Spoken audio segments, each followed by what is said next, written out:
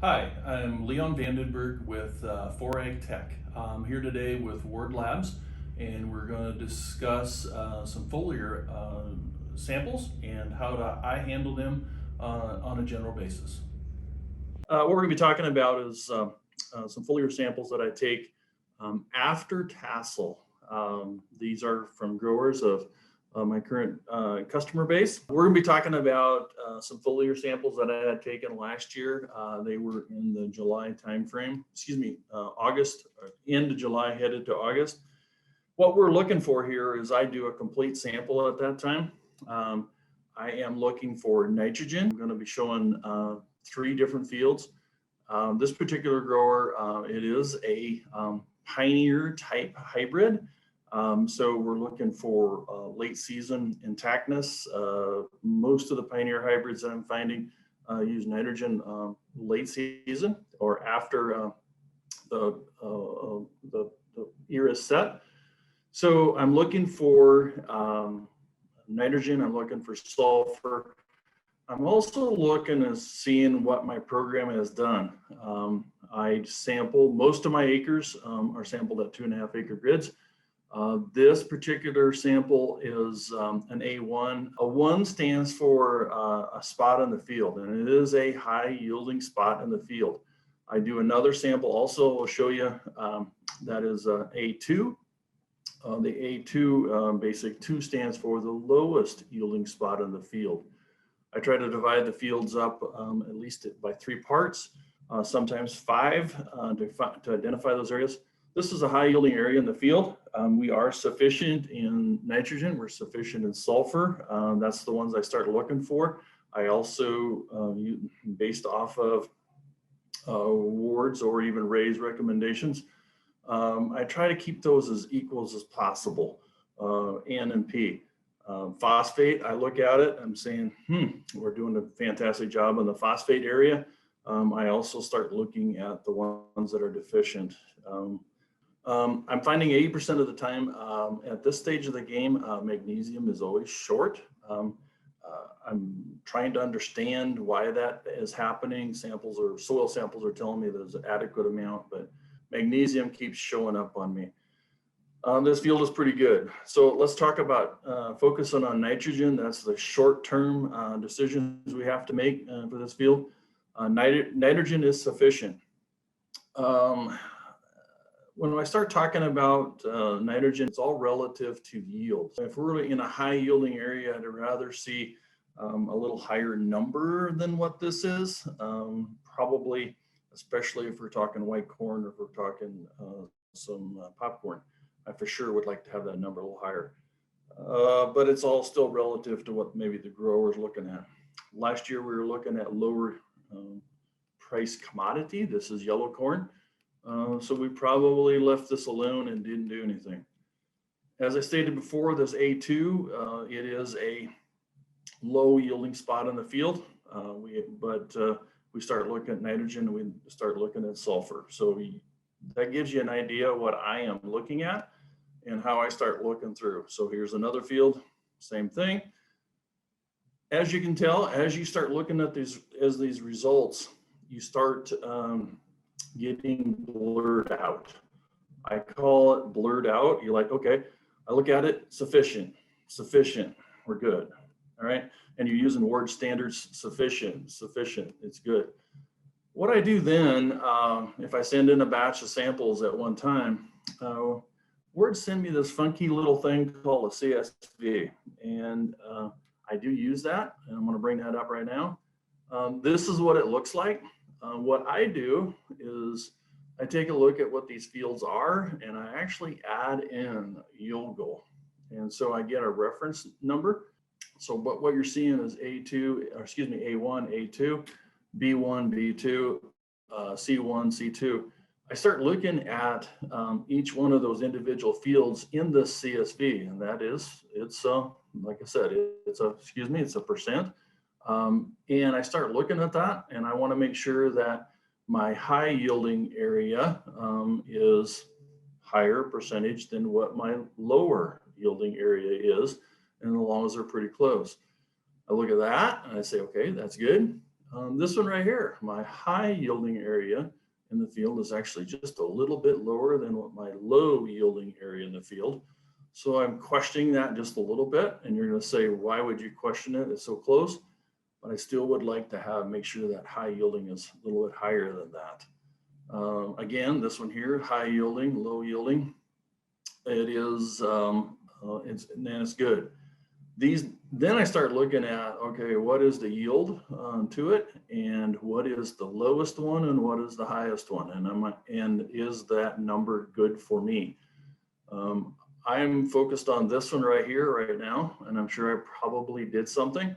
I'm saying, okay, what percent of the field is high yielding? Is the grower wanting to add a little bit more compared to the rest of the fields or to the rest of the recommendations of what's growing?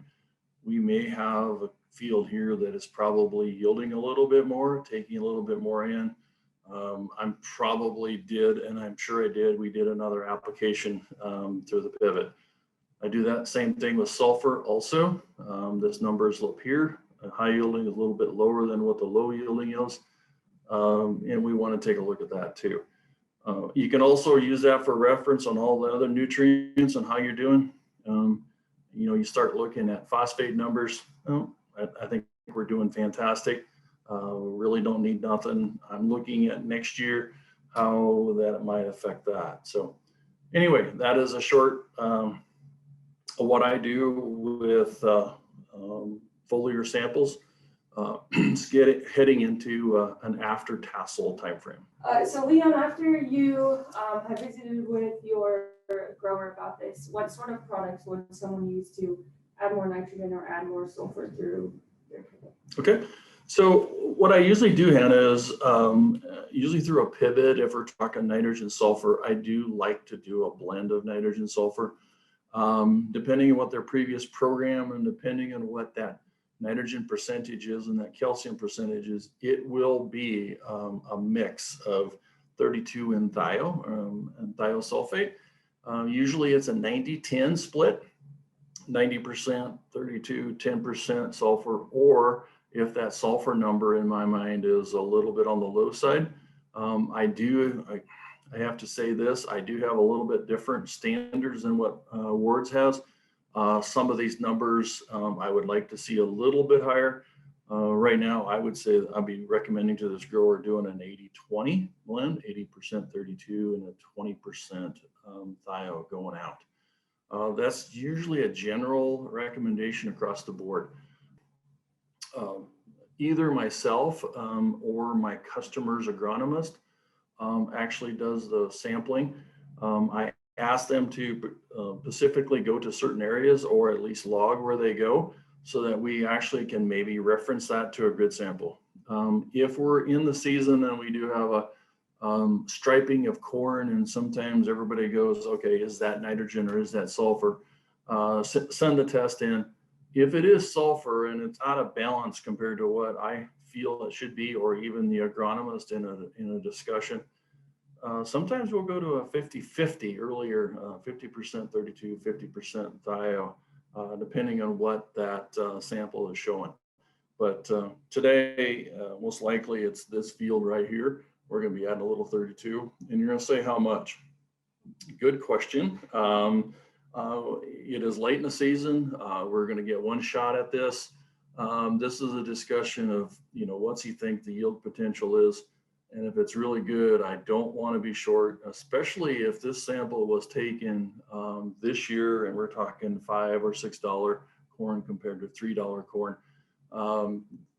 This one right here, we're probably going to be doing another 10 or 12 gallons to the acre. Some growers are going to kind of balk at that, but you will have better standability, and you will have, especially on a Pioneer hybrid, especially a hybrid that is stay green hybrid, especially if you've done fungicide, you're going to want to make sure that number stays there. So another 10 gallons would be fantastic. So, okay. Perfect. And you mentioned kind of how you like to push some of the sufficiency levels a little higher than maybe the board recommendations are. But as you look at your yield goals, you're in a highly productive area. Yes. This particular grower, please guys don't get caught up on these yield goals. This particular grower is high productive. We've been looking at his yields for probably the last 5 to 10 years, and we know we can get there for particularly this field right here. You know, we're in a 250, 260 average probably. Oh, I'd have to go take a look. These fields are consistently doing that. And if we have numbers like what we're seeing right here, we pretty much know that we're probably going to get that right now. And so we're going to make sure we maintain that. You know, at 280, this is an area within the field. And you guys, there's lots of irrigated corn out there at 280. So we got to be careful with those numbers. It's all relative, even on dryland acres. You know, if you're averaging 120, you do have some spots in there that are 180, but it's all still percent of N, and we want to make sure we're taking a look at that. Okay. Absolutely. So it really is part of the system. You have to know your farm history, your productivity levels, your yields, things like that. It's not just one piece of information you're using to make a decision. Absolutely, Anna. That's part of what my business is today, is to come up with that whole system and bring all the pieces together so that we know what it is. There's times that the agronomist who's walking the field every week, and I don't do that, but the agronomist walking the field, he has some ideas better than what I do. I'm sitting here looking at the data, what I like to see, what the trends are, and year over year. There's no question, bringing that all together and putting it as a package.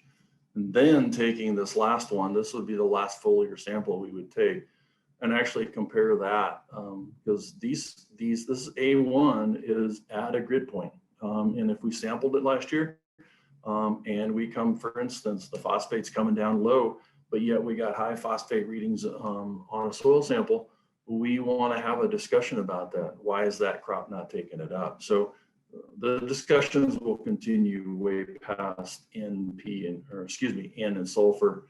We'll look at the phosphate, the parpamine, or excuse me, the percent of K, the whole 9 yards. So we'll take a look at that down the road too. So yeah, it's a complete system. You're getting almost a report card on how your off-season fertility program is working. That's correct. It's a report card of what we've done. If the report card shows some errors, we want to take a look at it and why those errors are there. Gotta go back and do more homework. More homework. You're absolutely right, Hannah. All right. Well, I think that sums everything up, Leon. Thanks for the information. No problem, Hannah. Thanks for your time. Absolutely.